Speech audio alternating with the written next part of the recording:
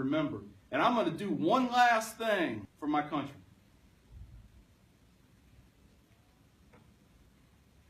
I'm going to kill me some more Muslims. So they came in and started telling me about my retirement and how I was going to get this and how I was going to get that. And I said, no. You need to stop talking. That's not the right language we're talking right here. I have to go back. They said, go back where? I said, Afghanistan, Iraq. I don't care. I need to kill more Muslims.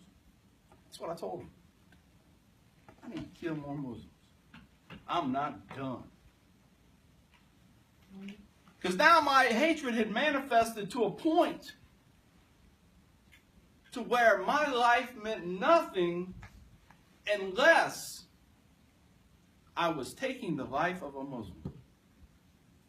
Now, I can't exactly put a finger on when this hatred began. I really don't know. It wasn't actually necessarily 9/11. All I knew was that somebody had killed a lot of Americans. A lot of innocent Americans. But as I started to get out of the military, because it slowed down for me at the end, I came back. I was given this new job, public relations. Traveled all over the state of Indiana, drinking a half-gallon of vodka every 2 or 3 days. So I said to myself, if this is how I'm going out,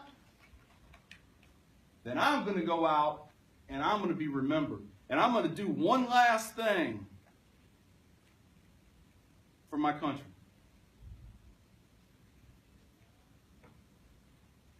I'm going to kill me some more Muslims. And I'm going to do it here in America.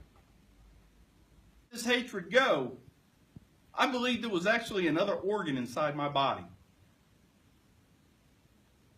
You can't lose a liver, you'll die. I was afraid I was going to lose this hatred, because if I did, I would die, because there would be nothing left for me to exist for. Nothing. I would now be on the face of this earth for absolutely no reason, except at that point to drink and waste what little bit of time I had left.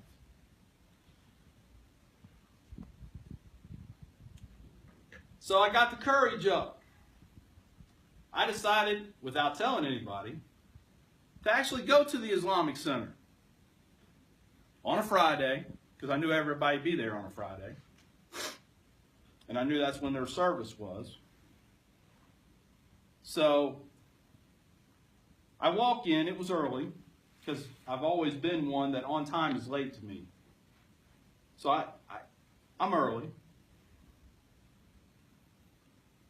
And I walk in, look in at the wall, staring in front of me. There was a bazillion clocks. I'm like, these guys have trouble telling time? What's up? All these different clocks. And I look over. Real tall African-American guy. Bent over, taking off his shoes. There's a little shoe room off to the left there. He looks at me and he smiles. He said, can I help you? So I want to learn about Islam. He said, okay, you got a few minutes? I said, I got a couple hours. He says, well, good. He said, we're getting ready to have our Juma service. It's our Friday service, our Friday prayer. I said, yeah, I know. He said, well, I'm going to give you some pamphlets. We'll go back here and sit you down on a bench, and, after the service, somebody talk to you. All right.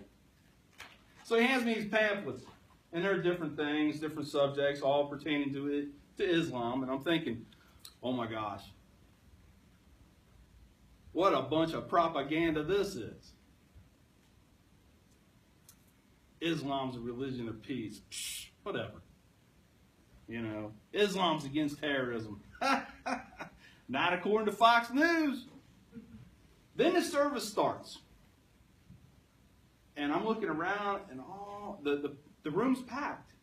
And all around, sitting on the floor. I started breaking out in a cold sweat going, oh man.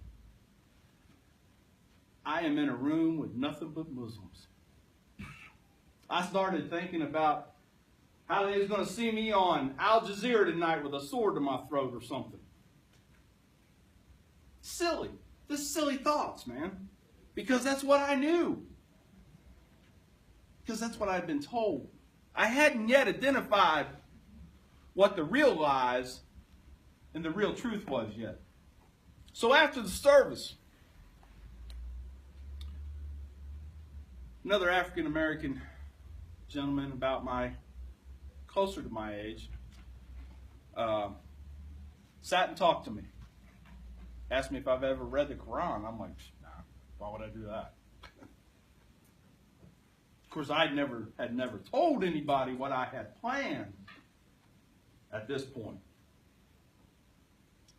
I had never told anybody that I truly hated everyone in this room. I hated everyone in this building. If I had a bomb vest on me right now, I might just go ahead and set it off. Because I didn't care to die. And then another man come in. An older man, who I found out later to be a doctor. And again, I'm sitting on a couch in another room now. And this older man comes down, he sits on the floor at my feet. And hugs my leg and cries. Not knowing that I hated him, but he cried just because he was trying to show me his love for Islam. I thought about it for a minute, and I was like, well, you know what? Maybe there's something to this. Maybe I got the wrong message. Let's investigate. Let's read. Let's ask questions. Let's turn off Fox News and try to come up with what the truth may actually be. So I did. And it wasn't very long after that, very long, that I myself became a Muslim. To this day, I am still so glad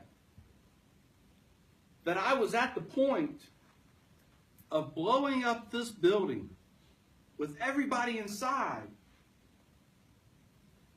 because it was being at that point that brought me to this point. Life is the test. But now, I've been a Muslim for 6 years. My wife and daughter are currently Muslims. If I would not have changed, I would be in prison. I would die having hatred guide my life. And I would have been the one now to take the innocent lives. Because nobody over at that Islamic center was hurting anybody. Nobody was planning on hurting anybody. They were going there to pray. They were going there to listen to someone talk about things in the Quran and try to explain them to the best of their ability.